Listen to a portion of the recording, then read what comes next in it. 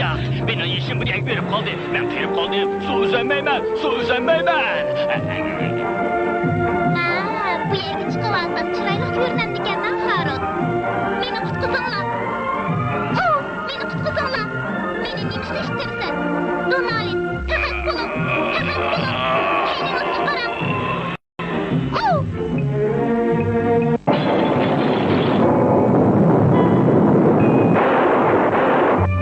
Siz Donalit efendim bulamsız. Şundan efendim.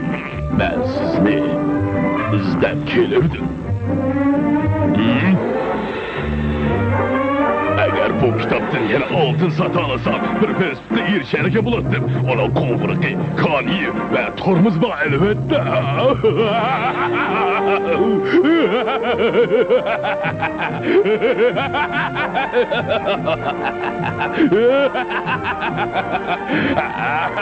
Kara! Tutmasam mı eğirdi? Kara, vespitini öğremettiniz.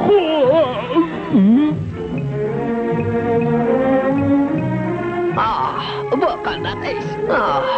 Bu yerda imanda qalayib qolib ketdi. Bu nima? Bu intayin qiziqarli hikoya. Loyi boshqa yigitlarga xaltin tutqizibdi. Dogi bilan Davis jiddiylashgan holda uyga kirgan chaqda Loyining dehti chechilib ketibdi.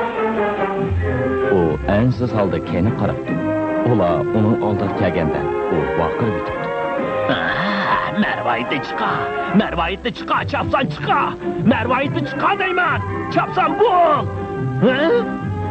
Bende mervayet yok, size ötürüp kalayım, ben mervayet anladım. Ben günahsız. Yer bir kıtım gap koyayım, ben günahsız. Bana yardım kılın.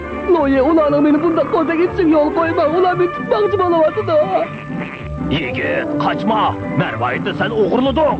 Derhal chiqa. Tez bo'l. Bende mervayet yok, beni koyayım da. Ems kim o'g'irladi? Ayta. O uğurladı.